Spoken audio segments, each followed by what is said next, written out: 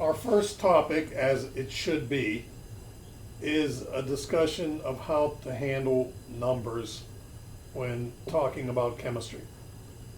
First of all, we should note very succinctly that everything we attempt to do is a numeric representation of a physical phenomenon.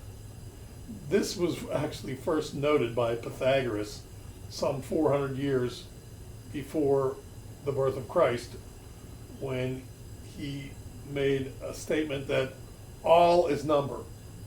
And the implication of the statement of Pythagoras was that any phenomenon can be mathematically described. So we should be able to use mathematical tools to mimic the behavior of phenomena in our universe. And unfortunately, a lot of people have some natural aversion to numbers. A lot of people have a natural inclination toward numbers, but I can only tell you that they're a necessary evil. There will be many conceptual things which we will do over the course of our time together, but there are also going to be a large number of numeric things that we're going to do.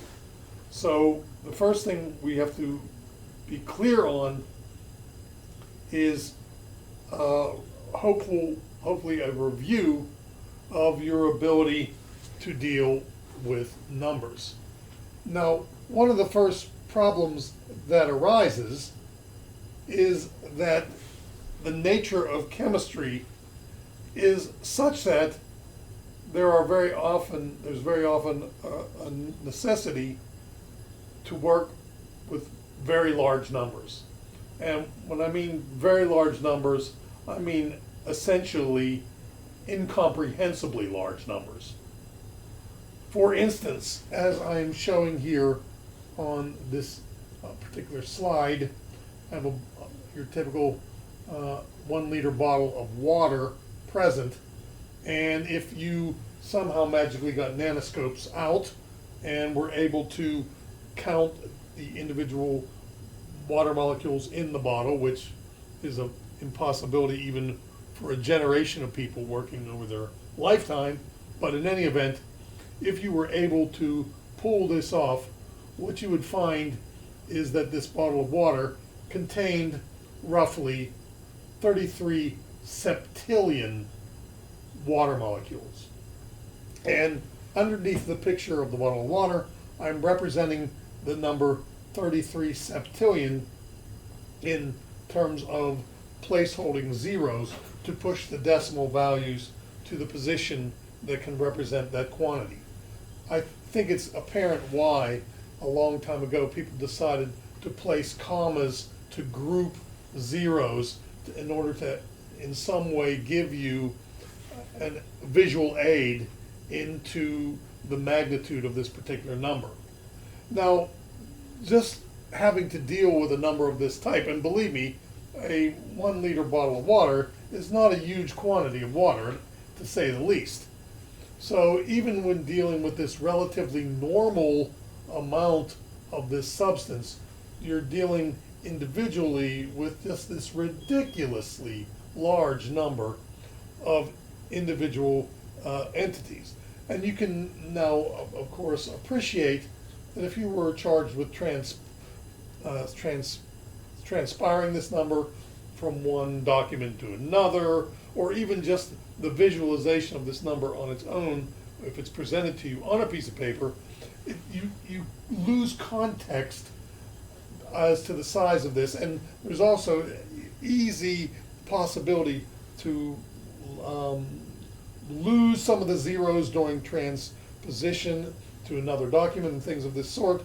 So needless to say, when you're dealing with numbers of magnitude of this type, there are issues due to the cumbersome nature of the number itself.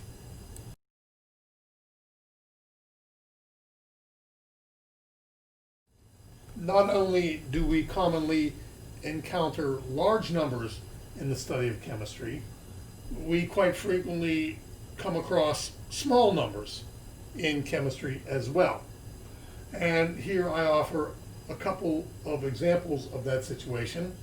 Let's suppose you had a hydrogen atom, and as probably we know, but what we will certainly look into it in greater detail later, the hydrogen atom consists of an electron in orbit or connected in some electrostatic fashion to a proton of opposite charge, and that constitutes the makeup of the vast majority of hydrogen atoms in our universe.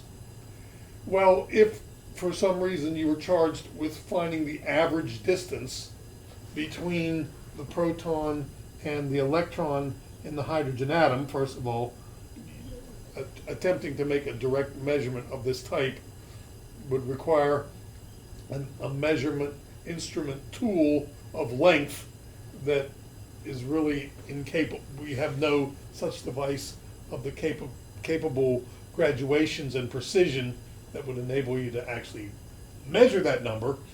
Typically what we do is we infer this distance by some other tricky properties of that we can perform on a hydrogen atom. But in any event, let's suppose, just for the sake of argument here, that you had some measurement tool that you could stick down into the nucleus. And as a matter of fact, I should point out that the attempt of you to stick this measurement tool down into the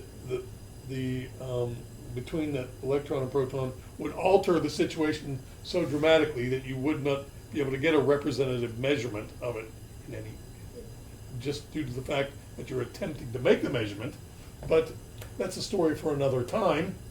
Let's just suppose I stick my ruler into this atom and I line it up so I can get the distance between the proton and the electron, and I would find that it is 0.00000013 inches in distance between the two.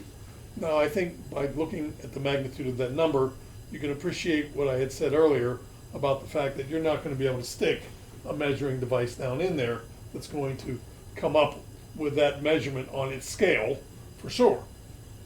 Well, and then let's also take this hydrogen atom and place it on a balance or a mass weighing device. And once again, I would offer to you that we don't have any mass weighing device of sufficient graduation capability and accuracy and precision of digits to do such a measurement of this type. Once again, the mass of an individual hydrogen atom is inferred by trickier techniques than just putting it on a scale. But if we pretend for the moment that I can put my hydrogen atom on the scale and I read out the mass of this hydrogen atom, I would find 0.0000, and I'm not even going to attempt to get it correct how many zeros are in that number, and then I would put at the end of that the units of measurement, and in this particular instance it would be measured in pounds. So I have measured the length of the distance between the proton and the electron in inches. I measured the mass of the system in pounds. And when I use that particular choice of units for length and mass, you'll notice that the numeric value on those scales is absolutely, positively ridiculous in terms of its small magnitude. There, once again, are a whole bunch of zeros involved in this numbers, just like we saw on the previous slide. This time the numbers are to the right of the decimal point instead of to the left of the decimal point, but many of the same issues of interpreting just how small this number is arise due to the fact that there are just so many zeros that you begin to lose sight of of what all those digits actually mean.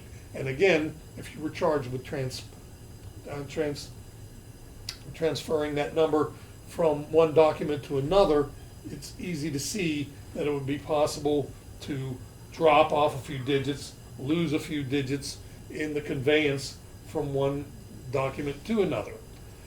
So what we would like to do is then have a convenient way to make representation when we have these kinds of small numbers.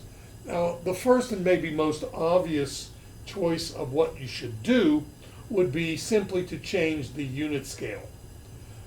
Scientists have devised other units of measurement for both length and mass that conveniently would make this into a number that would easily lose a large number of those zeros. So we can get rid of these zeros, for instance, by not measuring the length between the proton and the neutron in meters, but maybe if we chose a unit such as that known as the angstrom to measure the distance between the electron and proton in this system. And likewise, we could choose other mass measurements in, say, micrograms or nanograms or things of that sort to describe the mass of this, and we would find in those units that we would eliminate a vast number of these zeros. Well, that's okay in the case where you're using dimension quantities, such as mass and length, but this wouldn't help you on the previous slide where we were counting the water molecules. There's really no units to simply counting up the number of molecules in the system, so we can't really, in that sense, scale the unit of measurement of just how many are present directly from counting the individual numbers of water molecules in the bottle. Now it turns out that scientists have cleverly devised a bushel basket of measurement in chemistry known as the mole, and if we use, instead of counting the atoms present in this sample in an individual form, but instead counted them in moles of water present in the sample, we would find that it would eliminate the vast majority of these zeros, and it would be an easily transferred number if we would somehow assign units to the amount of matter possible. So this is one way in which we can make numbers in chemistry that are small or large, tractable and easy to handle. We can get rid of the problem of the zeros by scaling the dimension of the measurement properly. There's an alternative way which I would like to first review with you to do so. We could still use the mass unit of pounds. We could still use the length unit of inches to measure the distance between the proton and the electron if we presented the number in a form different than the traditional decimal form of numbers, and that would be if we presented the number in scientific notation form. So let's review the ideas of science.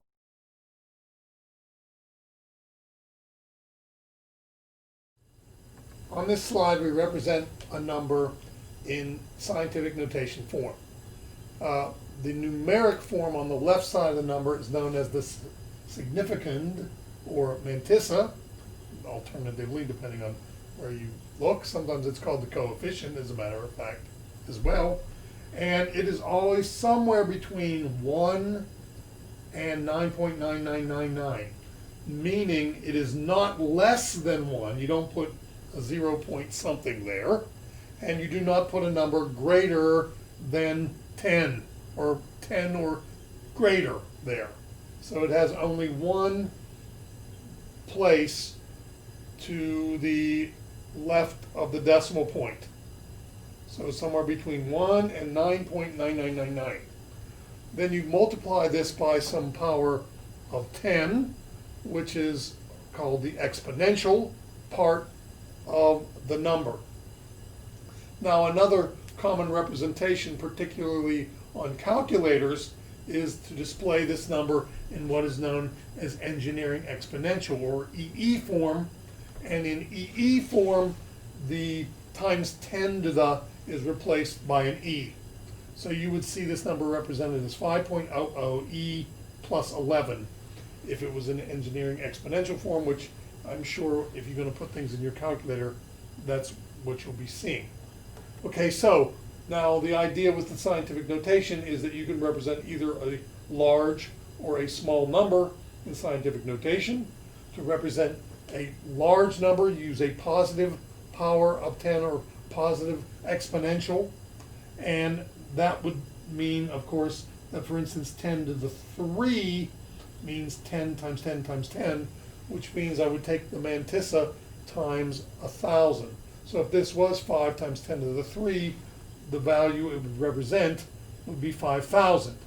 Here, where it's 5 times 10 to the 11, what that's representing is 500 billion, as a matter of fact. Now, if instead you use a negative exponential or a negative power of 10 in your exponent, you would divide the mantissa by 10 that many times. So for instance, if the exponential was 10 to the minus 3, that would really mean 1 over 10 to the 3, which means 1 over 10 times 10 times 10, which really means 1 over 1,000. So you would multiply the 5.00 by 1 and divide by 1,000, or it would be 0.005 would be the equivalent form.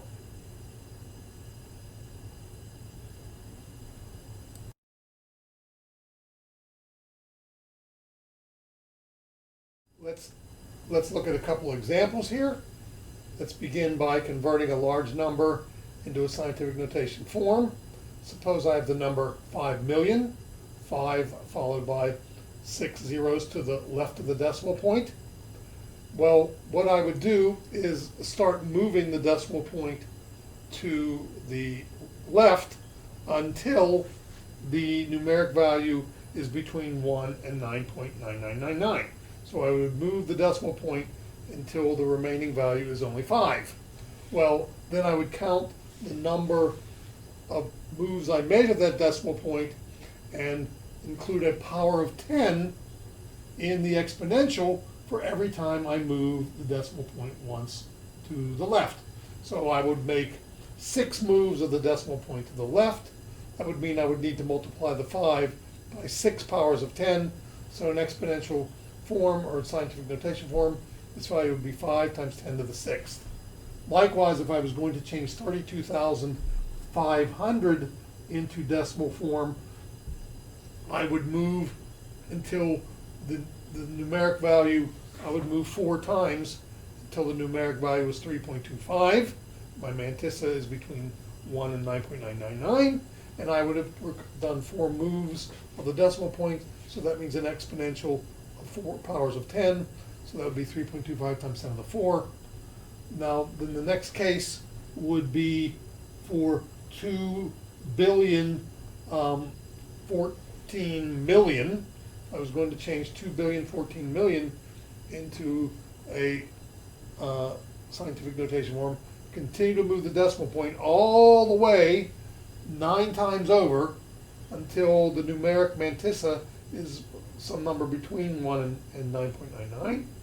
That would be 2.014. Notice I'm not losing any of the non-zero digits. That's something you should certainly do. Never lose the non-zeros. And that would mean that this value is 2.014 times 10 to the 9. Now the last number I showed there is a very important number in chemistry. This is the definition of the bushel basket of chemistry. It's known as Avogadro's number. It's the number of things in a mole of matter, and it's 602 septillion as a matter of fact. And that is 6.02 times 10 to the 23rd.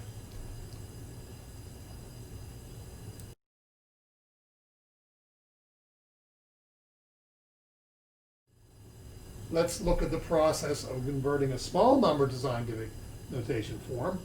And you see the small number I have there is about 7 zeros, 1, 2, 3, 4, 5, 6 zeros, excuse me, followed by a 4 to the right of the decimal point. Now, what I need to do is change the numeric mantissa to a value between 1 and 9.99. That requires I move the decimal point 7 times to the right to get it to a number between 1 and 9.999. What that means is I'm dividing by 7 powers of 10 to make that move, so the value is 4 times 10 to the minus 7. Some other examples would be 0.0032 being represented as 3.2 times 10 to the negative 3, because I move the decimal point 3 times to make that to the mantissa into a number between 1 and 9.99. I see the examples below with a whole bunch of zeros. At least the second one has a whole bunch of zeros, and if I count how many times I must move until the decimal point is to the right of the 4, and that takes 11 moves of the decimal point to accomplish that.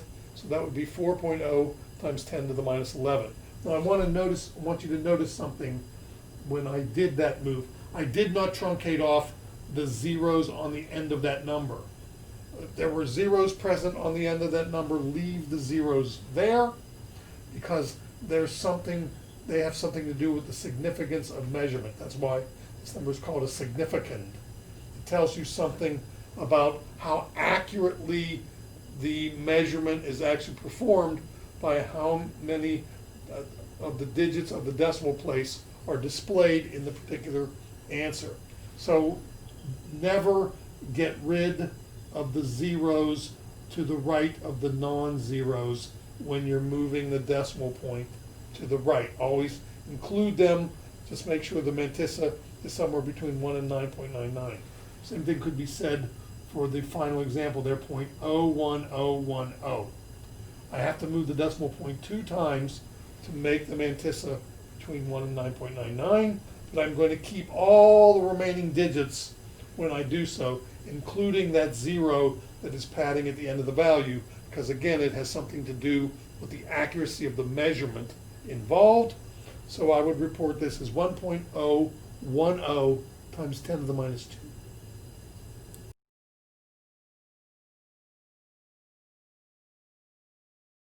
A couple of examples of converting scientific notation into a numeric form.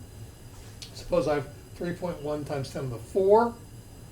The 10 to the 4 means I'm multiplying by 10 times 10 times 10 times 10, or I'm going to move the decimal point 4 times to the right because it is positive powers of 10. So I make 4 moves of the decimal point, and 3.1 times 10 to the 4th becomes 31,000 for the numeric form. Now the example below has a negative exponential, 2 times 10 to the minus 3. When you have negative exponentials, you make the numeric value of the mantissa smaller. The numeric is smaller than the mantissa. So I have to divide by 3 powers of 10. And dividing by 3 powers of 10 means moving the decimal point 3 times to the left.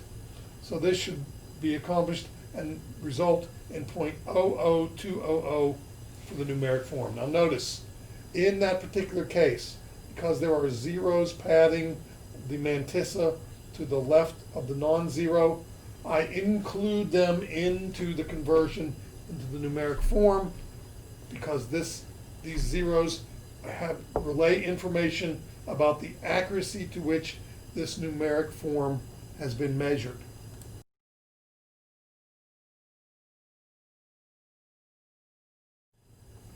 So when we're attempting to study chemistry, that is going to involve making measurement.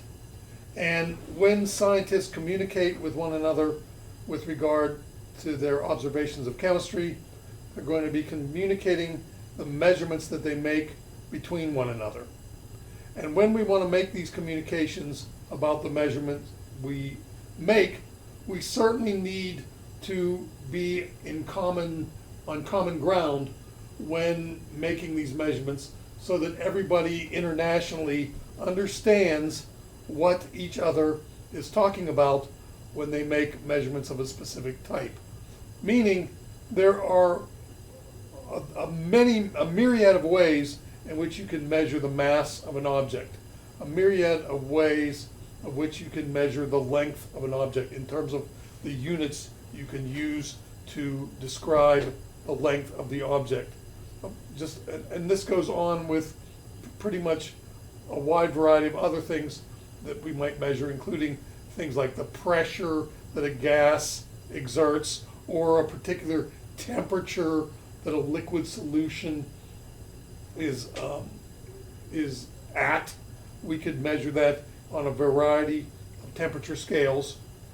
So what has transpired is that scientists convened and decided that there would be specific units that would be used in order to make measurements of all scientific quantities, not just in the arena of chemistry, but in physics in general.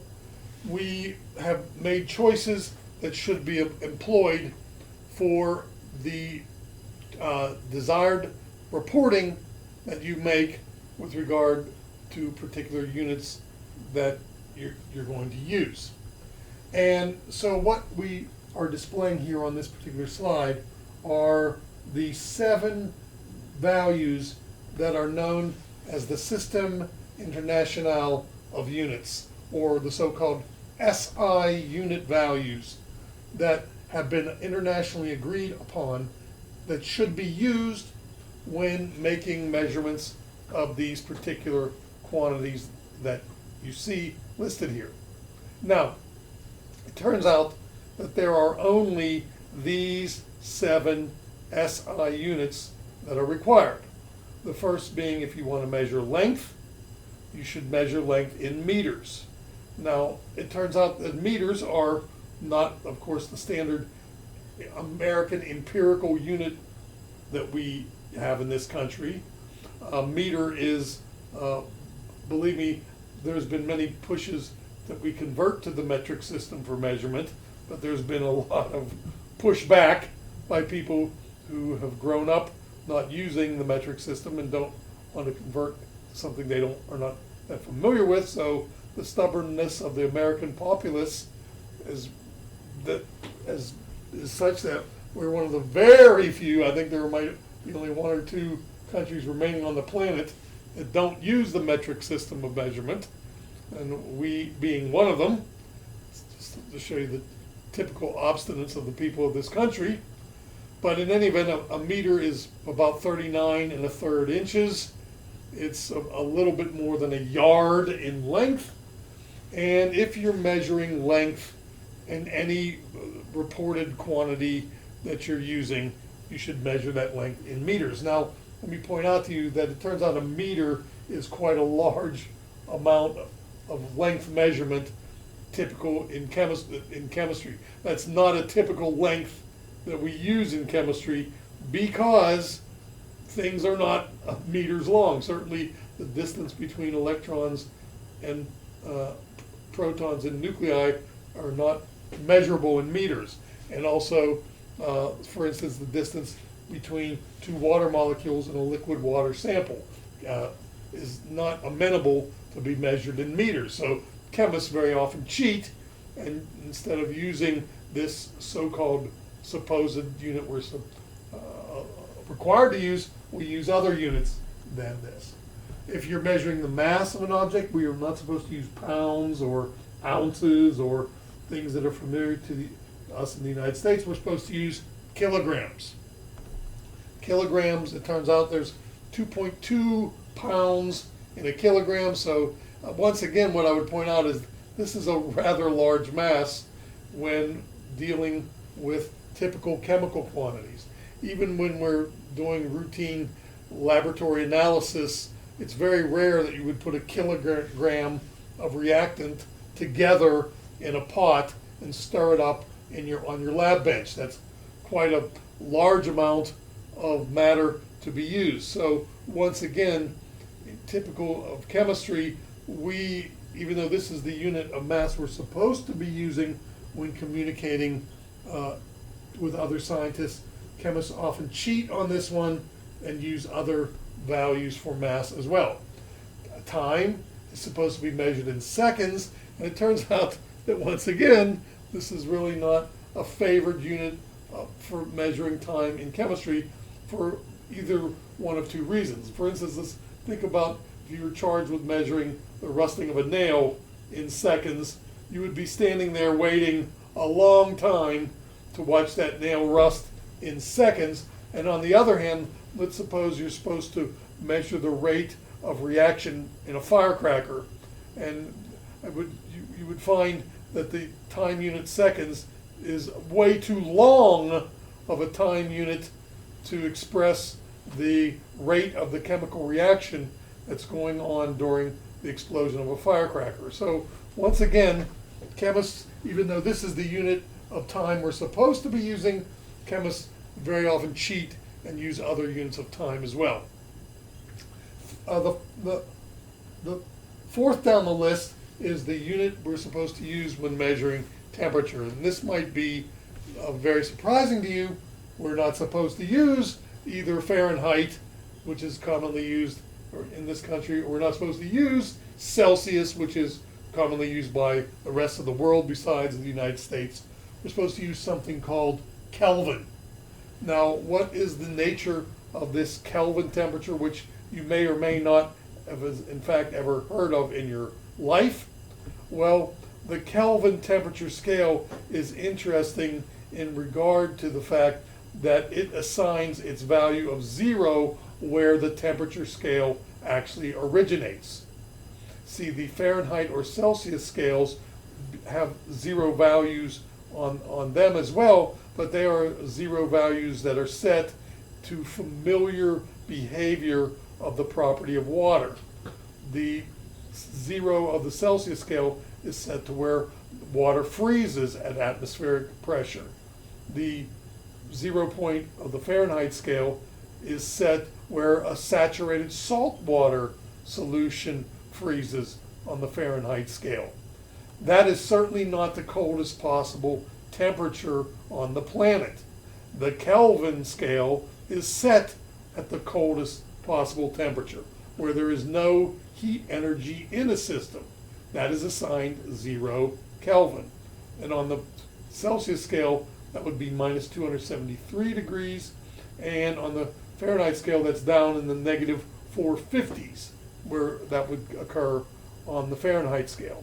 So the Kelvin scale is preferred because it is a scale that doesn't have any negative temperatures. It has all positive temperatures, starting at 0 being the situation where there's no heat energy present at all. Okay, now then after temperature comes this celebrated quantity I talked about a moment or two ago, when you're going to count how many things you have in a sample. We actually have described a unit for that. Now this is not uncommon to other systems of counting. We all are familiar with the fact there are 12 donuts in a dozen. So if you order a dozen donuts, you know how many donuts you're getting. There are 144 things in a gross, which is 12 dozen. 12 times 12 is 144. So 12 dozen is a gross of things. A case of soda is 24 soda cans in the case. So in chemistry, a mole of matter turns out to be 6.02 times 10 to the 23rd things present in the sample. Now the reason there are so many things present in order to count a mole of matter is that individual things in chemistry, like atoms themselves, are so tiny that you need a huge number of them, such as 6.02 times 10 to the 23rd of them, in order to have a tractable amount that will fit in the palm of your hand. So it sounds like there's a lot of things present in a mole, but due to the fact that individual atoms themselves are so tiny, this is really not such a huge number itself. All right, now then below that, if we want to measure electrical quantities and light quantities, we're going to need some units to describe the brightness of the light, which is that's what we're meaning with the luminescence. And measure that in candelas. We're going to need something to note about measure of flow of charge, and that is the current measurement that we measure in amperes. So in combination, when we have these 7 different base units that you're supposed to use, in theory, we have covered all possible measurements that are needed to do just by describing the usage of these 7 units. So this is essentially all you really need to measure anything that you want. A unit in one of these 7 forms. And the astute of you out there will say, wait a minute, there's a whole bunch of things that aren't represented in these 7 units. Like, for instance, what about volume? There's no mention of measuring the volume of an object. Well, that's because volume can be derived from length. Volume is what is known as a derived unit. It is length times width times height, or length cubed. So you can derive a volume unit from a length unit. So the SI unit you should use for volume would be cubic meters, because you would use length times length times length in meters. Now also you would note that there's no unit for, say, energy, because energy is a derived unit. Well, first of all, to get energy you need velocity. Velocity isn't present, but it's length divided by time. So that should be in meter divided by second. Energy is mass times velocity squared, and so the energy unit you should use should be kilogram meter squared per second squared. The derived unit by multiplying mass times the square of velocity. So there's a host of other units not displayed here, but any of those units can literally be derived from these 7 starting units. So these are the base units of the SI system. All other units such as resistance and watts and pressure units, they are all derived from these base units. And so you can just put these in combination to get anything else you might happen to need. Finally, though, I want to point out one more time, we're going to cheat in chemistry.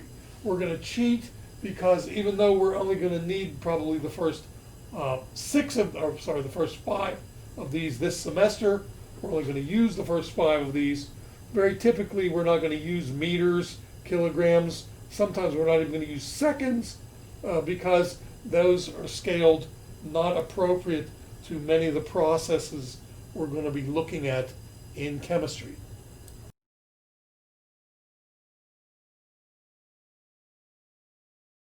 One of the things that's going to be required of you is that you are versed in the usage of the metric prefixes in order to scale units to larger or smaller dimension.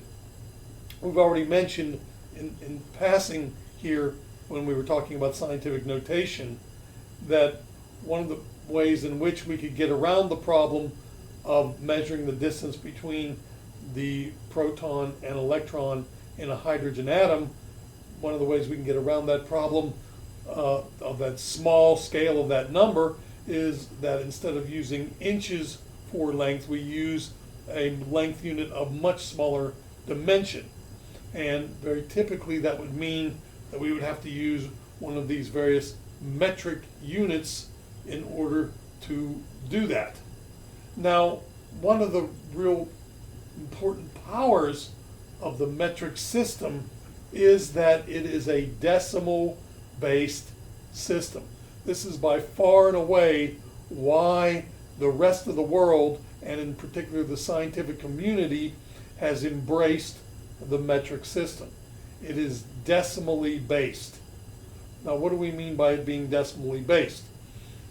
If I want to switch from one type of decimal-based unit to another, I have to, of course, multiply or divide by a scaling factor, but when you're moving around and about on the metric scale, all you need to do to move from one scale to the other is move decimal places one way or the other, depending on which way, what type of change you're making to the scale.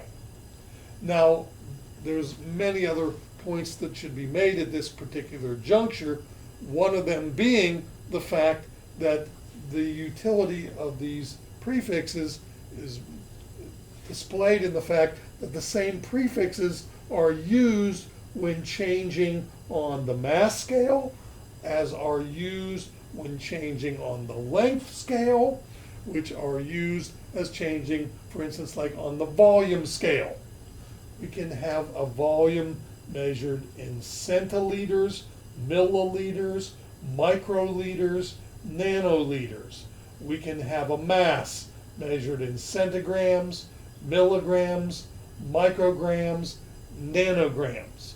So these same prefixes have exactly the same connotation, independent on what kind of measurement scale you happen to be employing them on. Now, the other thing of importance is that they're not only limited to the traditional locations that you might think they would be applied for or on in making measurements. Typically, when you use the measurement metric system, you think of measuring mass, length, or volume. And you think of liters for volume, grams for mass, and meters for length. Then you scale up and down in the different mass, length, and volume values by attaching these particular prefixes, such as a gigagram, a megagram, a kilogram, a hectogram. But it goes further than just these supposedly traditional applications of the metric units. You can also use these, for instance, to scale time units. I can measure nanoseconds, picoseconds, milliseconds, decaseconds. I can use these to scale energy. I can measure femtojoules, picojoules, nanojoules, microjoules. I can scale pressure units, megapascals, kilopascals, hectopascals. I can do those sorts of things. I can scale voltage units, kilovolts, megavolts, gigavolts. Any kind of unit I want can be scaled using these exact same prefixes. Okay, now then you will note that I'm listing here a whole bunch of different values for these metric prefixes, and I want you to know intimately very many of the factors shown on this particular page for all of these prefixes. You should first of all know the prefix name, you should know the prefix abbreviation, and you should know for sure the power of 10 associated with that abbreviation or prefix.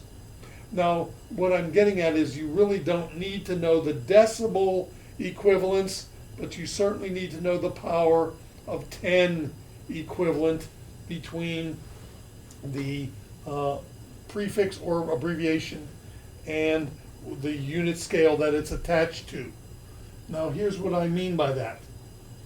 A decigram of mass is 10 to the minus 1 grams of mass.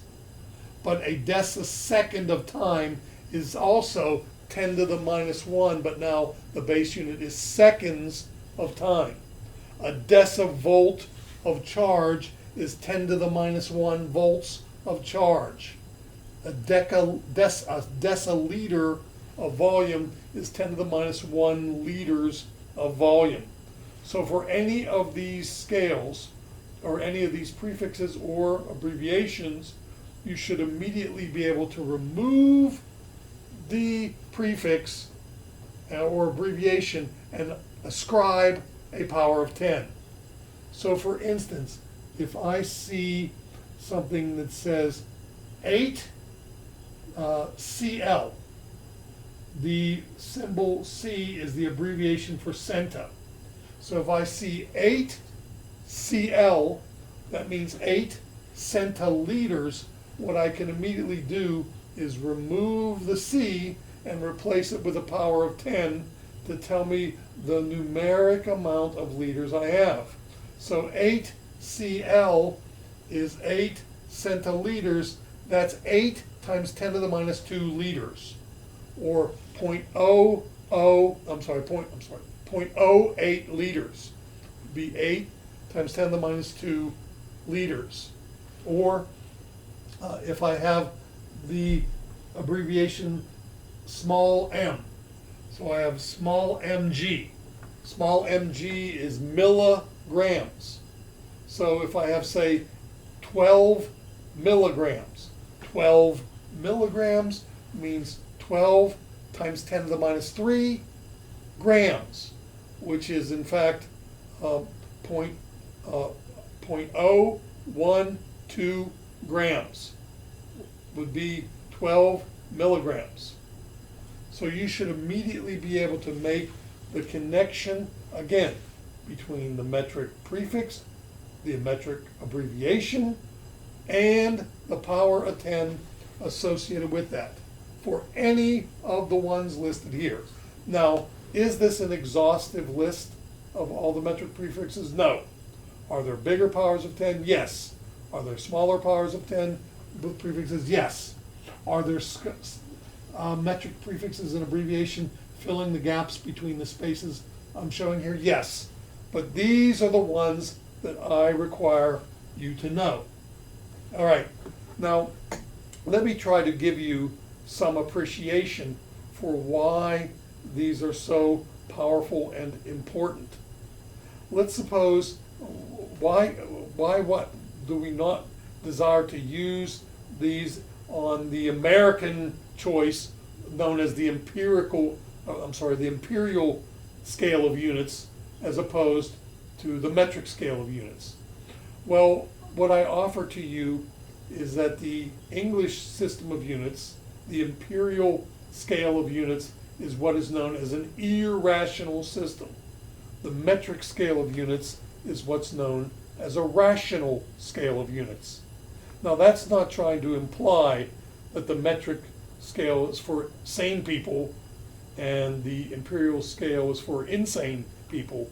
What we mean by the metric system being rational and the imperial system being irrational is that once you change and interconvert between units, you go from rational case numbers to irrational case numbers. Here's what I mean.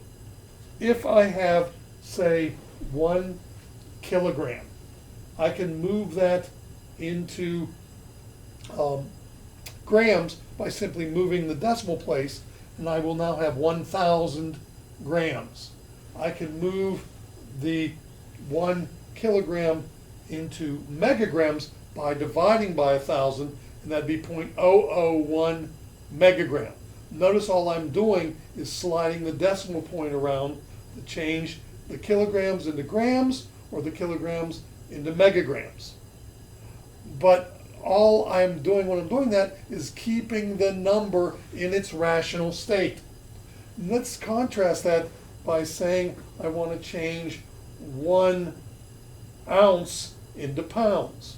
Well, there are 16 ounces in a pound.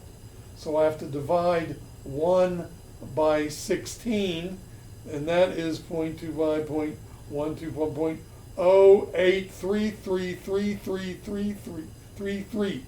That's what you get when you do that. You have changed a rational value of 1 ounce into an irrational number of 0.033333. Okay, now let's say, for instance, I want to change inches into feet. I have to divide the inches by 12. That whacks the number entirely. In the metric system, when I change from, say, millimeters to centimeters, the number stays exactly the same form. The decimal point slides, but the values in the number answer are exactly the same. Now let's suppose I want to change my inches into miles. First I have to divide by 12 to change the inches into feet. Then I have to divide by 5,280 to change the feet into miles. So I'm just whacking the heck out of this number when I'm changing around units on the English scale. This is why we call the English system an irrational unit system, because it changes the numeric value more than simply just sliding the decimal place from one point to another. You're changing the number entirely and possibly changing it from a rational form into an irrational form.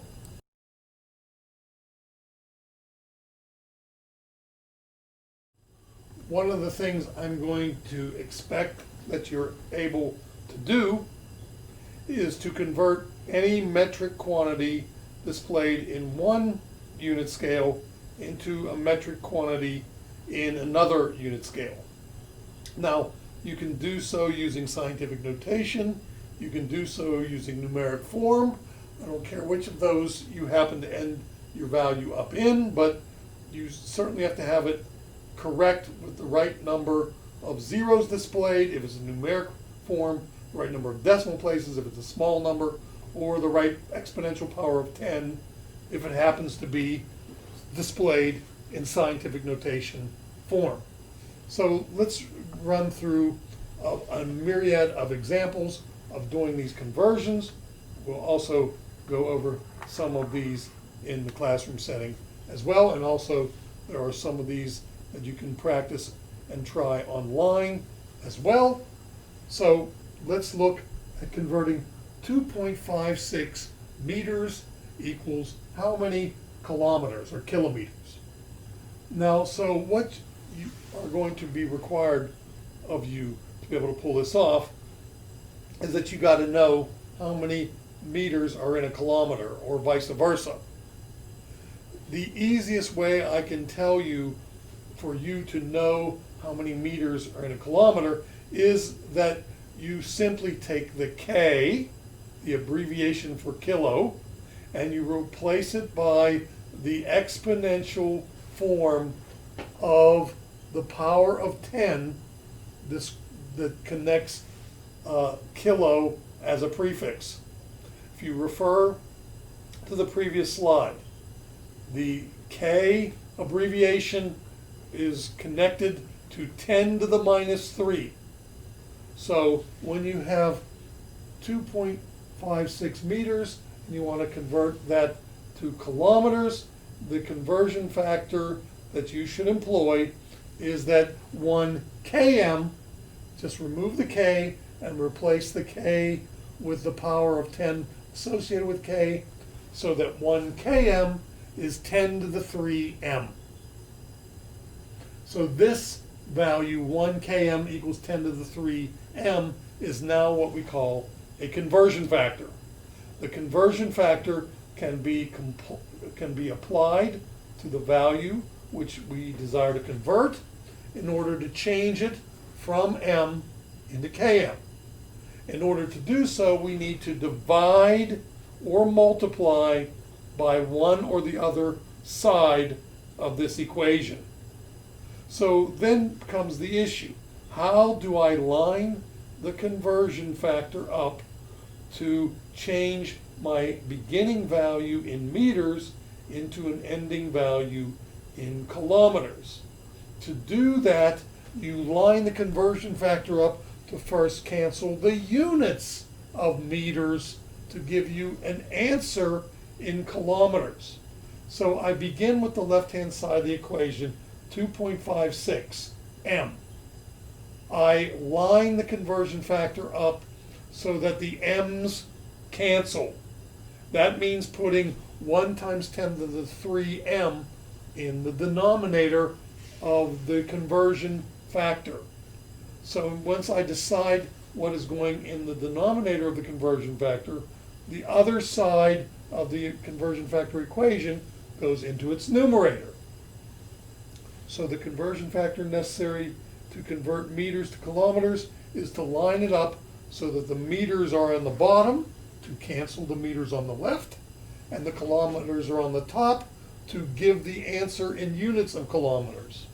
Now, once I've decided a way to line up the conversion factor, before even multiplying or dividing the numbers, I should check with the units to make sure they're lined up correctly.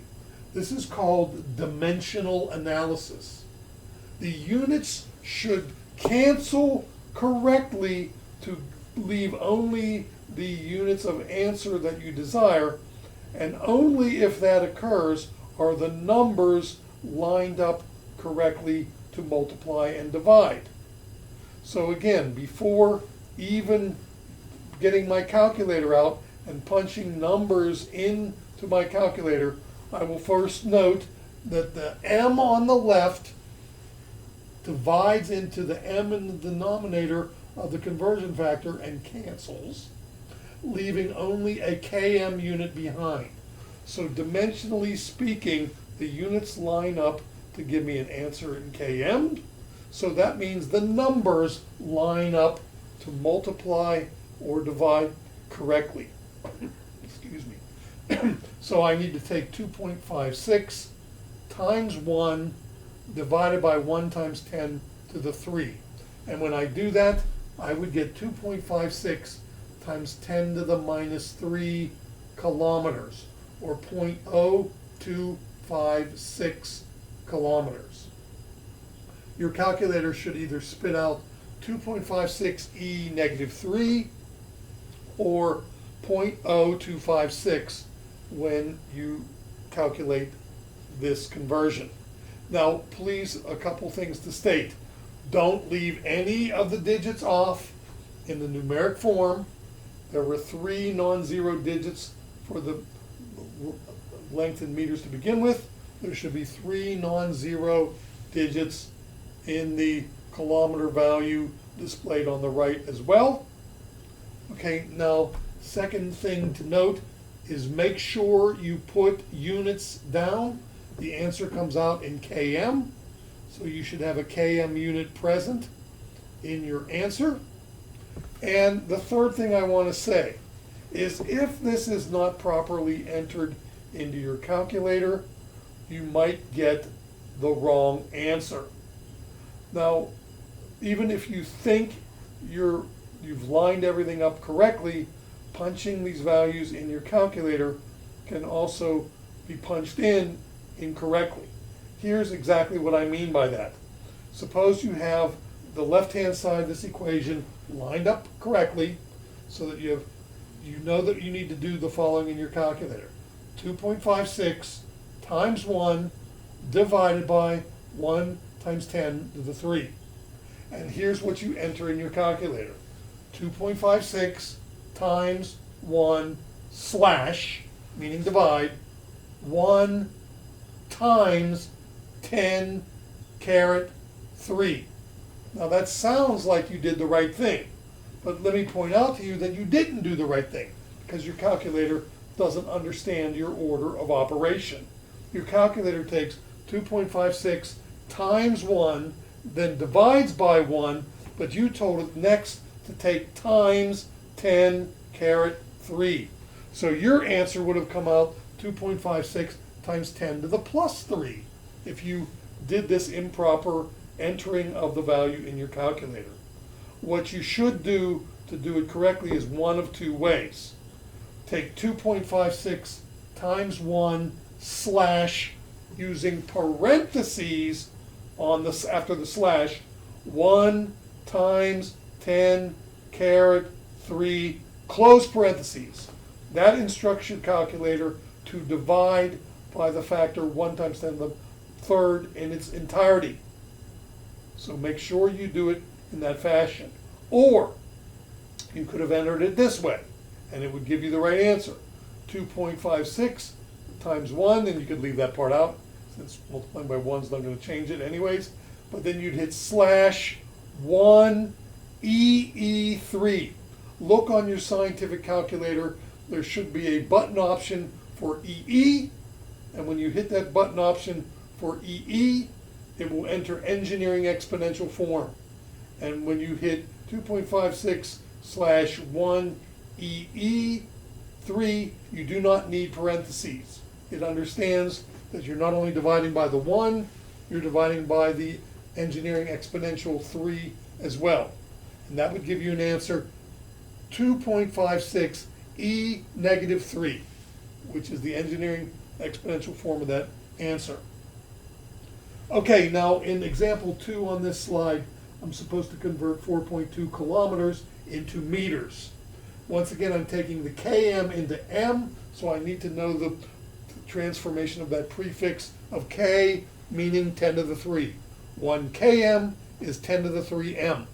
So really this is the same conversion factor applied in problem 1, but now instead of changing meters into kilometers, I'm changing kilometers into meters. Now you could either do one of two things, which is memorize that what I should do here is to multiply by the conversion factor, or you could use dimensional analysis, which means line the conversion factor up to cancel the kilometer unit, get rid of it, and leave me in metric units or meter units. So that means I take my 4.2 on the left, I look at my conversion factor and decide which side of the conversion factor goes in the denominator, which side of the conversion factor goes in the numerator. Since I'm trying to this time eliminate kilometers, the conversion factor side of 1 km goes on the bottom. This naturally puts the 1 times 10 to the 3 m on the top. Now before I put the numbers in, dimensionally check that the km's cancel and the answer comes out in m. And so now, since I note the dimension is correct, then the numbers are lining up correct. It went with those dimensions. So 4.2 should be taken times 1 times 10 to the 3, and that should be divided by 1. And when I do that, I should get 4.2 times 10 to the 3, or 4,200 meters, is equal to 4.2 kilometers.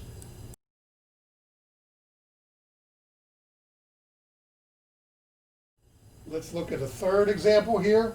Let's look at the conversion of 526.7 nanoliters into the number of liters present.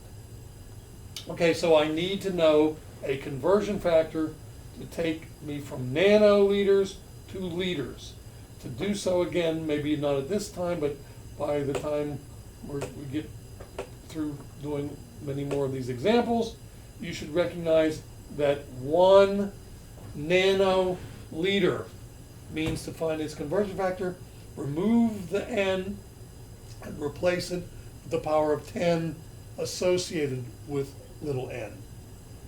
1 nanoliter is 1 times 10 to the minus 9 liters. So this again constitutes a conversion factor between liters and nanoliters. So now I need to properly line up this conversion factor in order to eliminate the nanoliter unit and end up my answer in liter units. To do so, since nanoliters is the original value that the number is expressed in, I want to get rid of nanoliters. So the nanoliter side of the conversion factor goes in the denominator.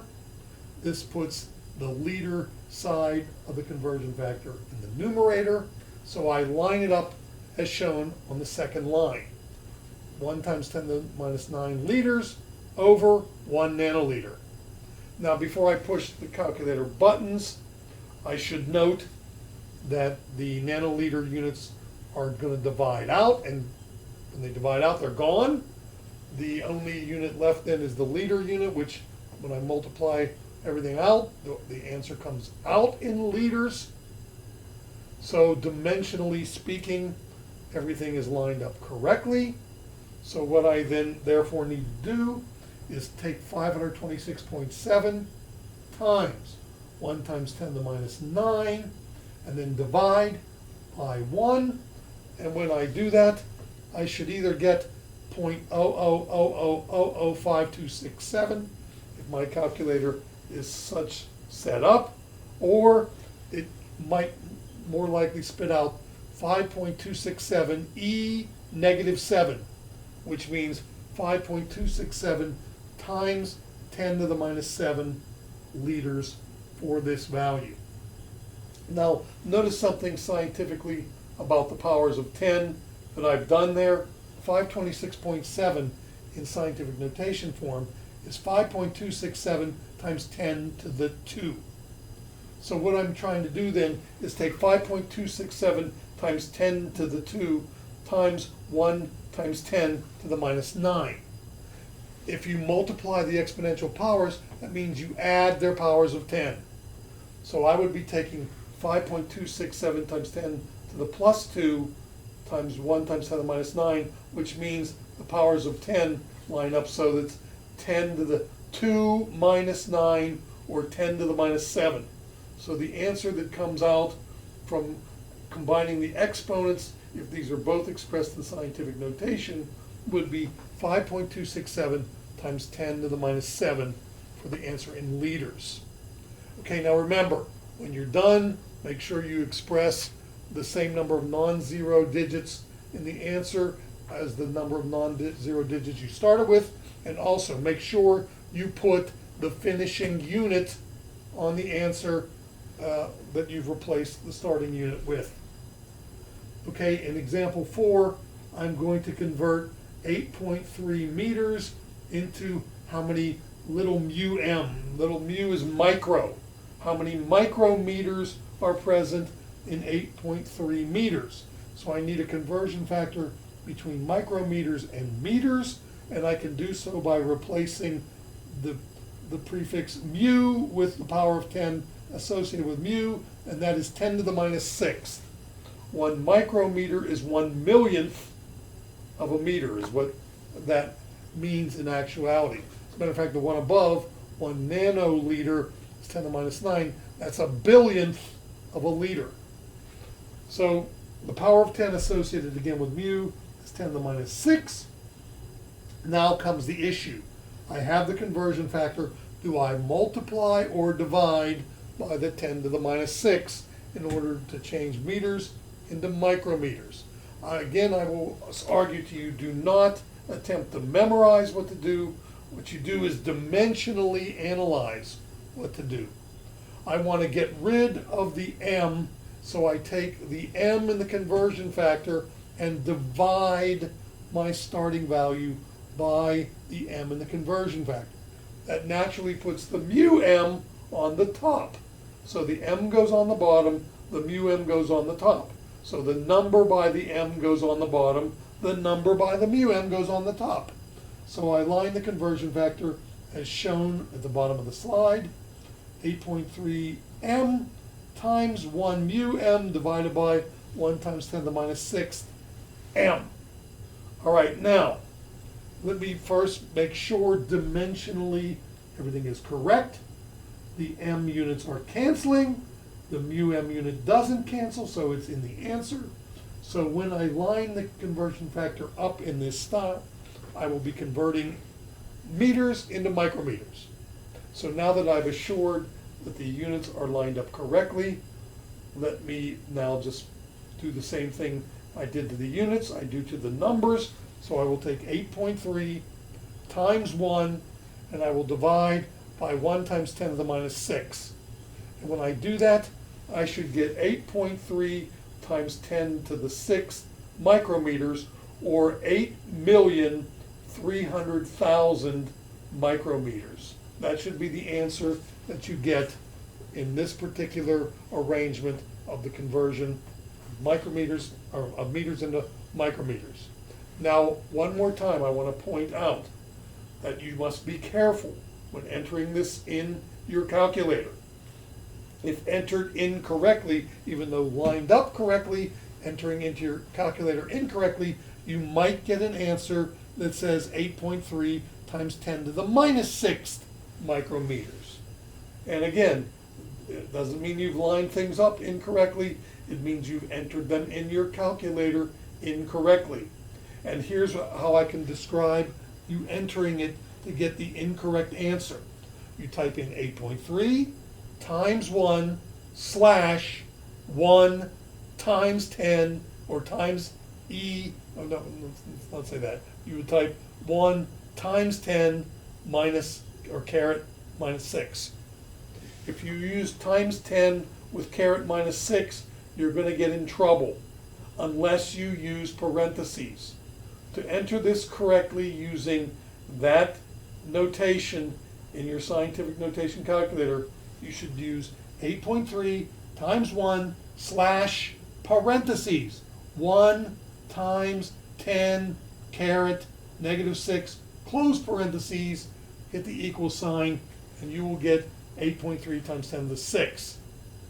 Again, alternatively, you could type in 8.3 times 1 slash 1 EE negative 6. And when you type the EE key, you don't need the parentheses. If you're going to type times 10 caret, you need the parentheses. So please make sure you practice that and are careful with that in your calculator. I can't tell you how many people I see lining it up correctly, but entering it incorrectly in their calculator.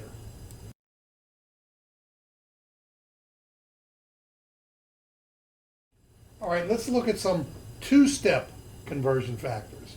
What I mean by a two-step conversion factor is I'm not going from a prefixed unit to the base unit, I'm going between two different prefixed units. Now maybe just looking at an example will tip off what I mean here. In example number 5, I'm going to take 285.6 centigrams and figure out how many capital M or megagrams this represents. Now, let's please make sure of this first one before we even get going. The symbol M has to be noted of what, whether it's capital or lowercase. Capital M is representing the power 10 to the plus 6. Little m is milli, that's representing the power 10 to the minus 3. In this particular instance, we're looking at capital M. Capital M is the abbreviation for mega. In this particular instance, we're looking at megagrams, and mega is the prefix meaning million. So here are the conversion factors I'm attempting to do. Notice I'm going from centa to mega. Now, I probably don't know directly offhand the number of powers of 10 between centa and mega. What I do know is how to convert from centa to plain grams. So I can go from centigrams to grams because I know the centa prefix means 10 to the minus 2 grams. Centa means 10 to the minus 2. So 1 centigram is 1 times 10 to the minus 2 grams. Now then I want to end up in megagrams. The capital M means 10 to the 6th. So 1 megagram is 10 to the 6th grams. So what I'm going to then do is carry out what I would call a two-step conversion. I'm going to change my centigrams into grams in the first step. Then I'm going to change my grams into megagrams in the second step. Now the astute of you out there might be able to figure out the conversion factor between centa and mega. And you can do that by properly combining the powers of 10. And as a matter of fact, you would see that 1 megagram is equal to 10 to the 8th centigrams. Now if you have the astute ability to come up with that conclusion, then go, more power to you. What I'm trying to show you is for the beginners that are doing this in the simplest possible fashion, you should recognize from the abbreviation the power of 10 associated with that abbreviation.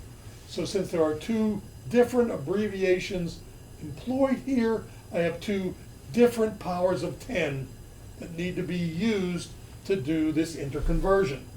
So my two powers of 10 are 10 to the minus 2 grams and 10 to the plus 6 grams. 10 to the minus 2 is for the centa, 10 to the plus 6 is for the mega. All right, so then, how do I line these up? First of all, I need to apply them both in order to get between centa and mega. How do I know which one to line up? Well, first, approach it by getting rid of the centa. The only conversion factor that gets rid of the centa is the one on the left. To get rid of the centa, I need to take the left conversion factor and put its centigram part on the bottom. This naturally puts the gram part of it on the top. If I stop my conversion there, my answer will come out in grams. And as a matter of fact, I would have gotten 2.856 grams for the answer if I did only the first conversion.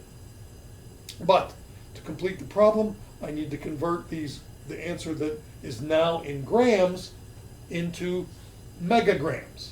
So I would need to apply onto the answer of the first the conversion factor for the second. And which way do I line it up? Do I put the mega on the top? Do I put the mega on the bottom? To understand how to do that, I now need to eliminate the gram unit from the first answer. So I put the gram unit of the second conversion factor on the bottom. This naturally puts the megagram unit on the top. So when I'm done, they are lined up as you see on the third line down. 285.6 centigrams times 1 times 10 to the minus 2 grams divided by 1 centigram times 1 megagram divided by 1 times 10 to the 6th grams. Next, I do my dimensional analysis. Check to see if the units are lined up correctly. Notice the centigram and centigram units, one on top, one on bottom, cancel. The gram units, one on top, one on bottom, cancel. The only unit remaining after this cancellation is megagram. So if lined up correctly, my answer is coming out in megagram. That's what I want. The numbers go along with those units. Everything's lined up right. So what I then need to do is just do the numbers. I take 285.6 times 1 times 10 to the minus 2 times 1. I divide by 1, and I divide by 1 times 10 to the 6. And when I'm done doing that, I should get 0.000002856 times 10 to the minus 6 megagrams, or 2.856 times 10 to the minus 6 megagrams. Now you should be able to convey that to the lineup of the values. Notice the first number, if in scientific notation form, would be 2.856 times 10 to the plus 2. So then I can just add my exponents, 10 to the plus 2, minus 2, and then to divide by the 10 to the 6th in the last exponent, I would subtract 6. So I should take 10 to the plus 2, minus 6, and so that would be 2.856 times 10 to the minus 6 if I am doing these things in my head. Now, do I recommend that? Not do it that way unless you practice a gazillion of these and you're well versed in adding and subtracting the exponential forms of scientific notation. I would say you should line these things up, enter them in your calculator correctly to make sure you're going to get the correct answer. Okay, now let's look at example 6. Let's convert 220.3 milligrams, little m is milli, into how many kilograms. Again, I'm going to do this in a two-step process. I am going between two different abbreviations. I know the numeric power of 10 equivalent of each abbreviation. 1 milligram, I replace the little m with 10 to the minus 3. 1 milligram is 10 to the minus 3 grams. For the second conversion factor, 1 kilogram, I replace the k with 10 to the plus 3. So 1 kilogram is 10 to the plus 3 grams. Now I need to line both of these conversion factors up to eliminate the milligram unit, finish me up in kilogram units. So I line the first conversion factor, eliminating mg. So I take the conversion factor's mg value on the bottom.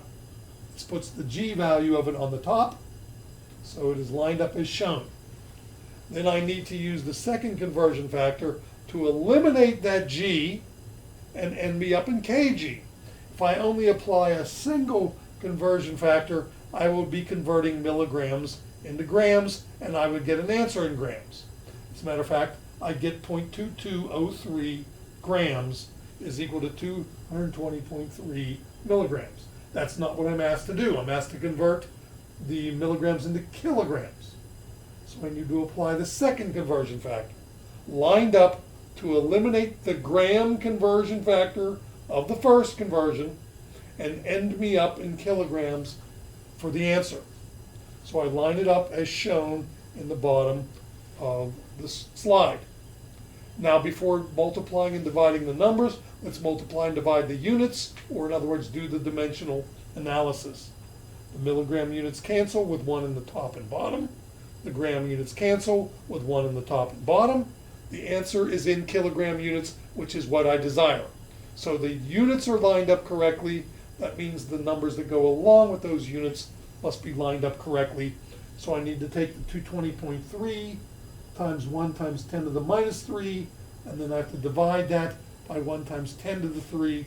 If done so, correctly entered into my calculator, I should get 0.002203 kilograms. I'm sorry, scratch that. I should get 0.0002203 kilograms, or 2.203 times 10 to the minus 4 kilograms.